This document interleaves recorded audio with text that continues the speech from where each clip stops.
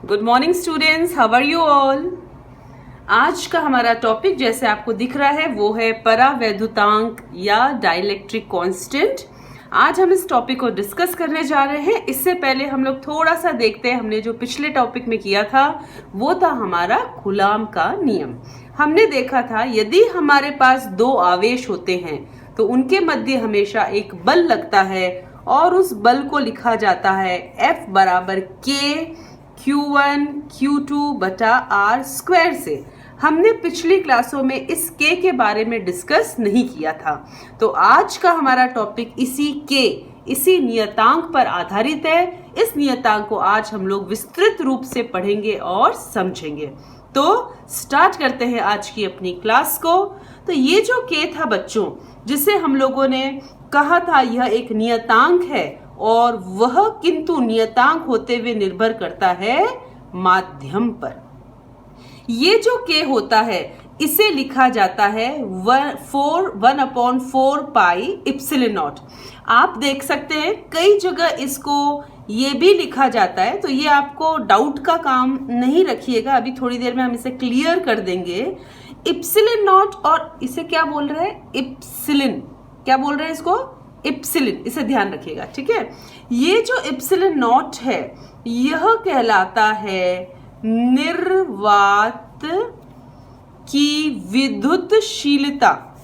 ध्यान रखिएगा, ये क्या कहलाएगी आपकी, निर्वात की विद्युतशीलता। अगर कहीं आप ये देख रहे हैं इप्सिलॉन नॉट तो इसका तात्पर्य यह है, जबकि अगर इप्सिलॉन लिखा है तो इप्सिलॉन का तात्पर्य है कि माध्यम की विद्युतशीलता।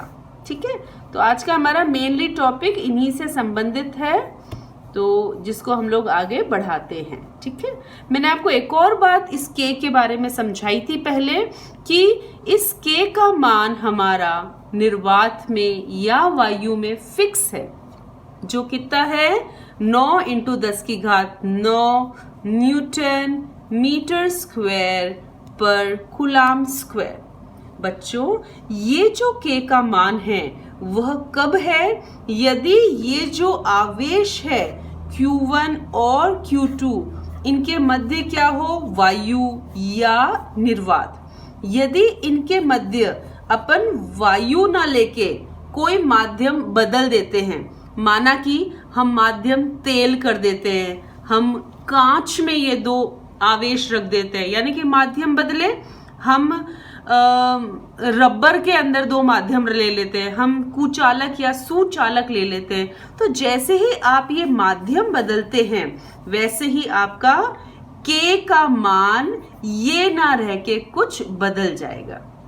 देखिए क्यों, K क्या है वास्तव में, K को हम लिखते हैं 1/4 पाई इप्सिलॉन। ये चीज तो नियत है, 1/4 पाई इज कांस्टेंट, क्योंकि पाई की वैल्यू नियत है 3.14। बट ये जो इप्सिलॉन है ना, जिसे अपन क्या कहते हैं, विद्युतशीलता, इस इप्सिलॉन का मान निर्भर करता है माध्यम पर। इप्सिलॉन का मान बदलता रहता है, जैसे जैसे अलग अलग माध्यम होते हैं तो उसके लिए इस इप्सिलॉन यानी विद्युतशीलता का मान बदलता है, और हर माध्यम में इस विद्युतशीलता का मान एक नियत रहता है। अगर आपको बात मेरी समझ नहीं आई तो इसको इस प्रकार समझिए कि जिस प्रकार आपने घनत्व पढ़ा हुआ होगा, है ना। घनत्व क्या है बच्चों, घनत्व हमारा किसी एक माध्यम के लिए नियत है ना। जल के लिए कुछ फिक्स है, तेल के लिए फिक्स है, शहद के लिए फिक्स है, हर अलग अलग माध्यम के लिए नियत है, पर एक से दूसरे पे जाएंगे तो ये बदल रहा है ना। डेंसिटी यानी कि जो अपना घनत्व है, पानी के लिए कुछ और है, तेल के लिए कुछ और है, शहद के लिए कुछ और है, पर पानी के लिए सब जगह सेम है। उसी प्रकार ये जो आपकी विद्युतशीलता होती है इप्सिलॉन, इस इप्सिलॉन का मान माध्यम के बदलने पर बदलेगा। ठीक है, तो अगर बच्चों इप्सिलॉन बदलेगा तो K भी बदलेगा, है ना, क्योंकि यहाँ पे 1/4 पाई तो फिक्स हो गया, ये नहीं चेंज हो रहा है। बदल कौन रहा है, इप्सिलॉन। अगर इप्सिलॉन बढ़ रहा है तो k क्या होगा, घटेगा, क्योंकि ये नीचे है। If epsilon is increasing then k will decrease. ठीक है, तो इस हिसाब से k का मान इप्सिलन पर निर्भर करता है, और इप्सिलन किस पे निर्भर करता है, माध्यम पे। तो हमने देखा k किस पर निर्भर करता है, इप्सिलन पर।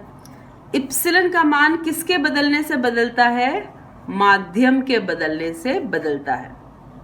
और यदि k बदलता है तो कौन बदलता है, बल, यानी कि कूलाम बल। k के बदलने पे कौन बदलता है, कूलाम बल।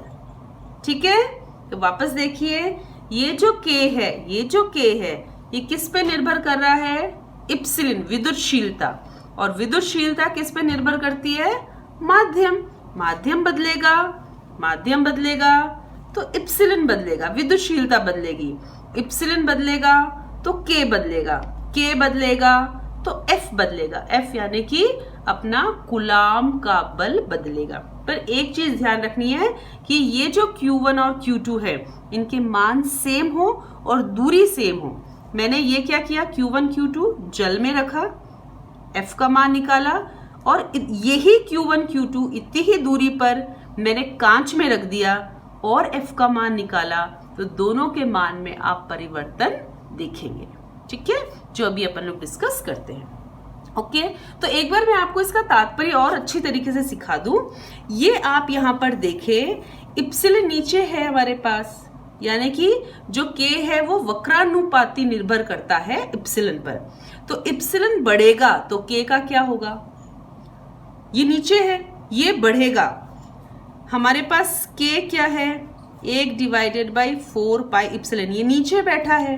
तो बच्चों, इप्सिलन के बढ़ने पर k क्या होगा, ये नीचे है तो ये क्या होगा, बढ़ेगा। इप्सिलन बढ़ेगा तो k बढ़ेगा।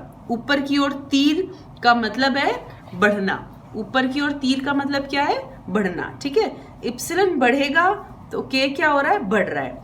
k बढ़ेगा तो f क्या होगा, ये समानुपाती है, तो f क्या होगा हमारे पास में। एक देखो चीज मैंने गलत लिख दी है, यहाँ पे वापस देखें, इप्सिलन बढ़ेगा तो k उल्टा है ना, तो यहाँ पे मैंने थोड़ी सी मिस्टेक कर दी, इसको घटेगा लिखिएगा ना, कम होगा। इप्सिलन बढ़ेगा तो k कम होगा, और k कम होगा तो f भी क्या होगा हमारा, कम। ठीक है, ये आपको मेरे ख्याल से ध्यान पड़ रहा होगा। यहाँ पे वक्रानुपाती होता है तो उल्टा असर डालता है, और समानुपाती होता है तो समान असर डालता है। ठीक है, तो इसके बारे में हम थोड़ा सा और समझते हैं चीजों को। ये तो ठीक है, तुम्हें किताबों में लिखना है, पर तुम्हें मतलब क्या है, हालांकि किताब में नहीं लिखना है, पर तुम्हें एज ए स्टूडेंट इसका तात्पर्य पता होना चाहिए। तो तात्पर्य मैं आप लोगों को बता देती हूँ। इसको हम क्या पढ़ रहे हैं, मैं यहाँ पे लिख भी देती हूँ, शायद कुछ स्टूडेंट्स को बात समझ नहीं आ रही हो। तो इसे अपन इप्सिलन पढ़ते हैं, इसे क्या बोलते हैं, इप्सिलन पढ़ते हैं। ठीक है, देखो बच्चों, हम इसका तात्पर्य क्या निकालते हैं। इप्सिलन मतलब माध्यम की विद्युतशीलता या माध्यम का परावैद्युतांक, एक ही बात है। तो इसका मतलब क्या हुआ, इसका मतलब ये हुआ कि जो मीडियम की परमिएबिलिटी है, यानी कि जो माध्यम का परावैद्युतांक है, इसका तात्पर्य है कि ये जो परमिएबिलिटी है, परावैद्युतांक है, वो परमिट करता है यानी कि अलाउ करता है ना। अलाउ करना यानी कि वो उसको फ्री छोड़ देता है कि आपको ऐसा करना फ्री है। तो क्या करता है, परमिएबिलिटी का मतलब है ना, परमिएबिलिटी का मतलब क्या हुआ कि वो अपनी खुद की क्षेत्र यानी अपने फील्ड को परमिट करेगा कि इन दो आवेशों के मध्य जो इंटरैक्शन है उसको क्या करे, कम करे। देखो मैं इस चीज को लिख देती हूँ,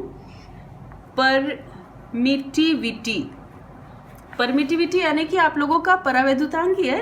परमिटिविटी ऑफ मीडियम यानी माध्यम की जो परमिटिविटी है, इसका तात्पर्य मतलब क्या होगा, इसका मतलब है it means it permits, permit यानी कि अलाउ करना है ना, अलाउ करना।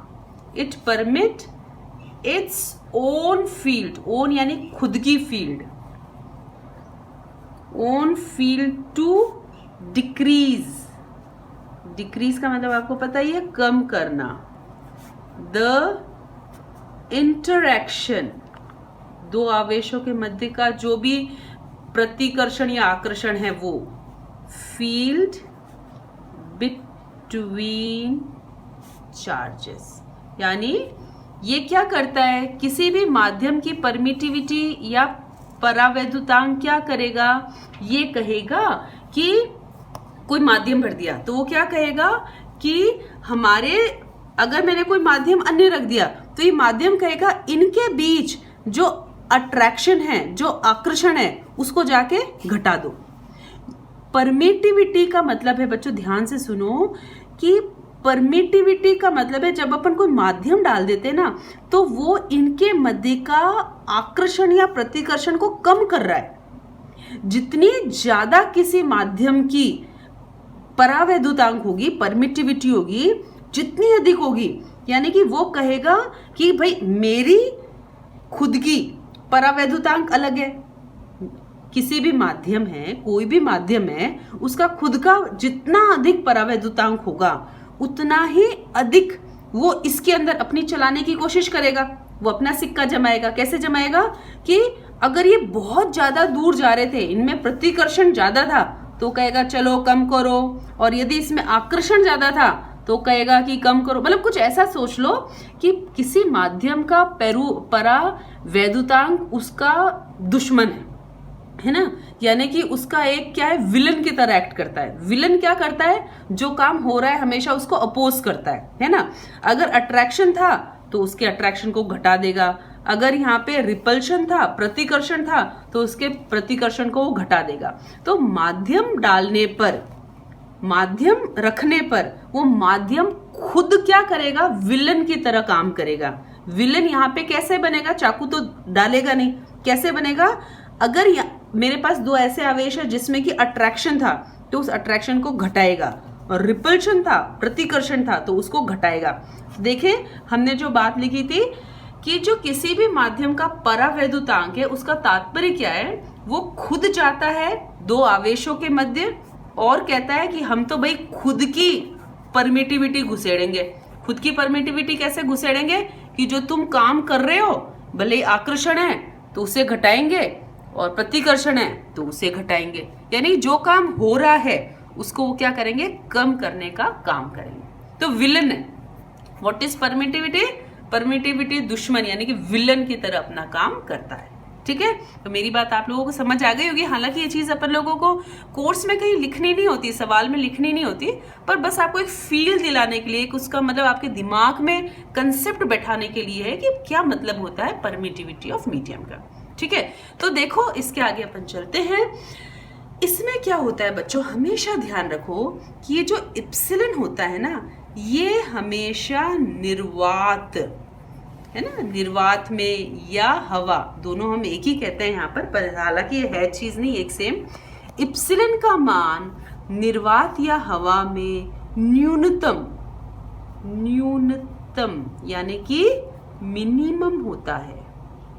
ठीक है, और हम इस इप्सिलन को निर्वात और हवा में क्या लिखते हैं, इप्सिलन नॉट लिखते हैं। ओके, अगर हमारे पास इप्सिलन नॉट, हवा में अगर मैं f का मान लिखूं तो मैं इसको f नॉट से भी दर्शा सकती हूँ।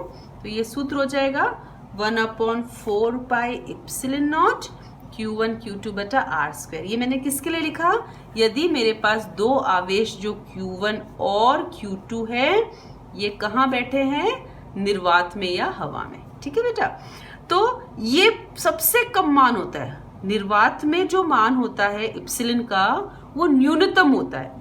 ठीक है, तो ये न्यूनतम होता है, तो इस स्थिति में f का मान क्या होगा, देखो ये नीचे आ रहा है, ये न्यूनतम है, तो बताओ f का मान क्या होगा, ये नीचे है तो ये अधिकतम होगा। तो ध्यान रखिएगा, जब हमारे पास E का मान न्यूनतम है, और E का मान न्यूनतम कौन है, इप्सिलन नॉट, तो जब इप्सिलन नॉट है विद्युतशीलता का मान, तो उस वक्त इनके मध्य जो बल लगता है वो क्या होता है, अधिकतम।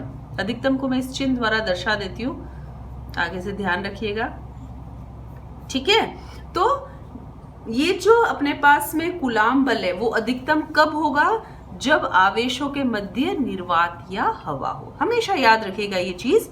और आपको यहाँ पे इप्सिलन नॉट का मान भी बता देती हूँ मैं, 8.85 इंटू 10⁻⁻12 यानी 10 की घात -12 कूलाम स्क्वायर पर न्यूटन मीटर स्क्वायर। ये आपकी जो परावैद्युतांक या विद्युतशीलता है उसकी न्यूनतम मान होता है। ठीक है बच्चों, अब देखो ये चीज हमने हवा के लिए देखी, समझ आ गई? समझ आ गई? ठीक है। अब देखो यदि ये हमारे पास क्या होता, कोई माध्यम होता, ये क्या होता हमारे पास, कोई माध्यम होता, सपोज कांच होता, कुछ भी ले सकते हो आप, तो मैंने तो एक उदाहरण ले लिया, सपोज कांच होता, ठीक है, मतलब कि कांच में ये दो मेरे क्या पड़े हुए हैं, आवेश, दूरी सेम रखी है सपोज हम लोगों ने, और ये हमारे कहाँ पड़े हैं, अब कांच में, पानी में, कहीं पड़े हैं। तो हमने सीखा इस इप्सिलन को वहां क्या कहेंगे, अब अपन इप्सिलन एम कह देते हैं, एम को इंग्लिश में मीडियम कहते हैं। तो विद्युतशीलता किसकी, माध्यम की, एम का मतलब मीडियम, इसलिए यहाँ पे एम आया है। ठीक है, तो हमारे पास एफ सूत्र क्या लिखेंगे, एफ एम यानी कि माध्यम में बल बराबर 1/4 पाई इप्सिलन एम, है ना, यहाँ पे इप्सिलन नॉट डाला, निर्वात था, या माध्यम है तो इप्सिलन एम Q1 Q2/r²।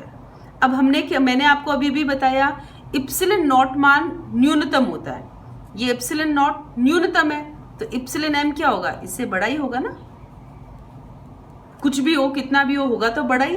अगर इप्सिलन एम बड़ा है तो एफ एम क्या होगा, नहीं नीचे है, ये इप्सिलन एम बड़ा है तो एफ एम क्या होगा, छोटा, है ना, तो एफ एम क्या मिलेगा हमको, छोटा।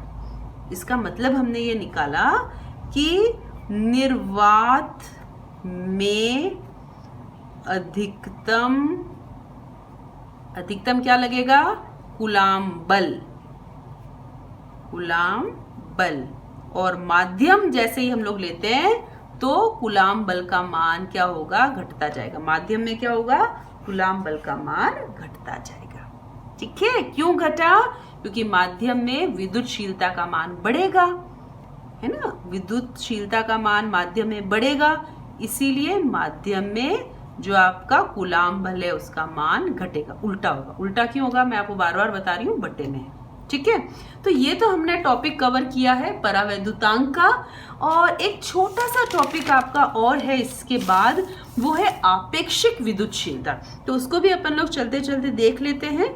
छोटे छोटे न्यूमेरिकल्स आपेक्षिक विद्युतशीलता से कई बार बन जाते हैं, तो आप इसे ध्यान से देखिएगा बच्चों। आपेक्षिक विद्युतशीलता से पहले आपने कई जगह आपेक्षिक घनत्व या कुछ ऐसा आपेक्षिक करके अवश्य पढ़ा होगा, है ना, रिलेटिव, इसे इंग्लिश में क्या कहते हैं, रिलेटिव। आपेक्षिक का मतलब है रिलेटिव। ओके, रिलेटिव विद्युतशीलता यानी रिलेटिव परमिएबिलिटी है ना, तो मैं इसको रिलेटिव परमिटिविटी लिख देती हूँ।